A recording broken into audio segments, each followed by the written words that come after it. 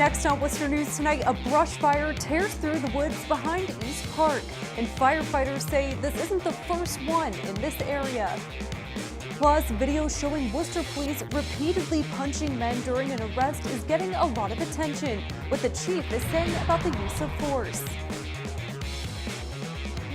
Everyone, and thank you for joining us. I'm Brittany Schaefer. Worcester firefighters battling flames in the woods behind East Park Monday afternoon. The department says flames spread quickly this time of year due to the dry conditions and say this isn't the first brush fire in this area. Our Gretchen LaRosa was there. She has the story. Did the best they could with the water supply that they had. They ran out of water, so that's why we're here. Firefighters worked to put out a fast-moving brush fire in a wooded area near East Park on Monday. 2 fire engines responded to find heavy smoke and fire off the intersection of Elliott and Merrifield Streets. This is an area that there's usually a handful of brush fires every year. I mean, even throughout the city. There's this time of year when it's dry weather, you get all the leaves that have fallen over the winter, they're going to start catching on fire. Crews climbed through the woods to attack the fire from different locations. Captain Gary Arpin says the thick vegetation in the area made it difficult for crews to reach the source of the fire. The Worcester Fire Department says no homes were threatened and there were no injuries.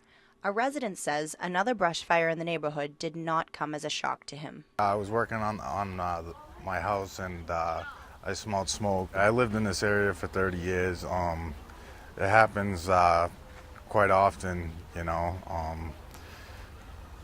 couple times a year.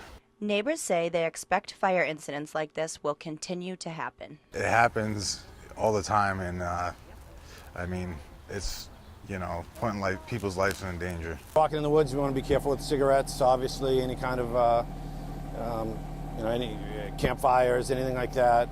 Just be really careful, especially now because everything is so dry. Now, authorities we spoke with strongly discourage the improper disposal of smoking materials, as they can cause a fire like the one we saw today. Reporting from the Franklin Street Firehouse, Gretchen LaRosa, Worcester News Tonight. The Worcester Police Department is responding after video recently appeared on social media showing officers repeatedly punching 2 men. Some in the city say the officers acted out of line, but tonight the chief is defending their actions. Our Rosalind Flaherty has the story. Cell phone video captures a physical encounter between a Worcester police officer and a man outside the Riviera Show Club. The officer eventually taking the man to the ground. Oh my God. More officers can later be seen holding the man down and punching another man in the head. I think that's excessive. That's like a little much. It's not right. Worcester police say they were breaking up a fight involving the 2 men, brothers Mitchell and Zachary Lugo. According to police, the officers were trying to calm them down and ask them to leave. When it didn't work, they tried to arrest them and both resisted. Mitchell Lugo was struggling with an officer and at one point had his arm hooked around his head. When they were both on the ground, police say Zachary Lugo punched an officer and tried to grab his duty belt. Police say another officer running up to the scene saw the struggle and also punched Zachary multiple times. People around Worcester are reacting to the video. Definitely not appropriate. I could see him swinging with his fist, punching the guy or whatever he's doing to him, but no, that's not right. To me, that's police brutality. They're punching other people on the ground. It's vicious. Police Chief Stephen Sargent says the level and degree of force was reviewed and in a statement says, the initial review indicates that the use of force falls within the perimeters of policy and training standards under the circumstances. A full investigation is being conducted. Rosalind Flaherty, Worcester News Tonight. Worcester police investigating a shooting near Bancroft Tower this weekend. Police say they responded to shots fired in the parking lot late Sunday afternoon. Witnesses tell police several shots were fired from one car into another before both fled in opposite directions. Police found evidence and located one car with multiple bullet holes. One neighbor says he heard gunshots and rushed to the tower. Police don't believe this was a random act. No arrests have been made and the investigation is ongoing. A new Chinese biomanufacturing facility is coming to the city and will be bringing 150 jobs with it. Hong Kong-based Wuxi Biologic announced Sunday they will be bringing a $60 million building on Belmont Street. Worcester is the company's first location in the United States. The close to 100,000 square foot facility will be constructed in the new Worcester Biomanufacturing Park. Last week, Worcester Mayor Joseph Petty said now is not the time to use taxpayer money on the former Notre Dame des Canadiens church. The church's preservation group says it is saying they're profoundly disappointed. With demolition right around the corner, the Save Notre Dame Alliance is asking City Council to go against the mayor and show their support. Our Cam Jandro has the details. Maybe this is the moment to take a stand, to reverse the tide, so that we won't all end up in a uniform world of steel and glass boxes. With structural demolition looming, the Save Notre Dame Alliance is putting up one last fight for the building. The group rallied outside the former Notre Dame des Canadiens church Monday, asking City Council to show their support. I personally want to believe that the councilors meant it when they said they would do everything they can do. We're about to find out. Last week, Mayor Joe Petty said using taxpayer money to save the former church was simply not feasible.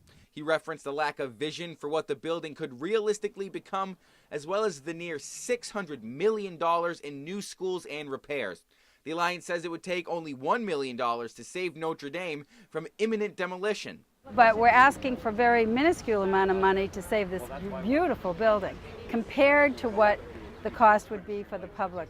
If this project is done right, there's a very real possibility that it adds economic value to everything around it.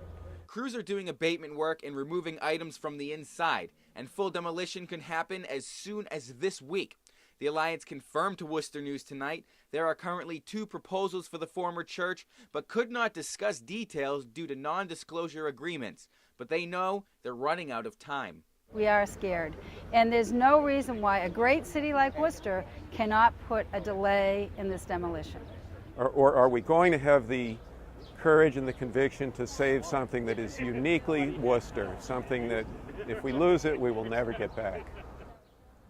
Now, the Alliance says after seeing Mayor Joseph Petty's statement last week, it felt like a kick in the stomach. So that's why they're asking City Council to host a roll call vote at tomorrow's meeting to discuss whether or not the city can actually save this building. But right now, the building's owner, Hanover Insurance, says they're yet to see a significant offer make it to the table. Reporting in Worcester, I'm Cam Jandro, Worcester News Tonight. The Webster Square Business Association awarding businesses in the city Monday who are making a difference. The annual awards highlight a Business of the Year, Community Service Award, and Educator of the Year. The WSBA also giving out 8 scholarships to high school seniors who live in the Webster Square area. President Michael Marchand says each student gets $1,000, and it's great to give back. There's 8 students furthering their education to the collegiate level, and they are all from the Worcester area. They either go to South High School or live in the Webster Square area, or their parent or themselves is an employee or member of the Webster Square Business Association. Marchand says Webster Square is seeing an increase in businesses. He says the organization is working with the city to try and boost the morale further in the area. Burns Bridge shining purple Monday night for Alzheimer's and Brain Awareness Month. It's the color of the Alzheimer's movement. According to the Alzheimer's Association, 5 million Americans are living with the disease, and those numbers could grow as high as 14 million by 2050. Additionally, the Worcester Bravehearts will be donating a portion of their ticket sales from Monday's game to the Alzheimer's Association.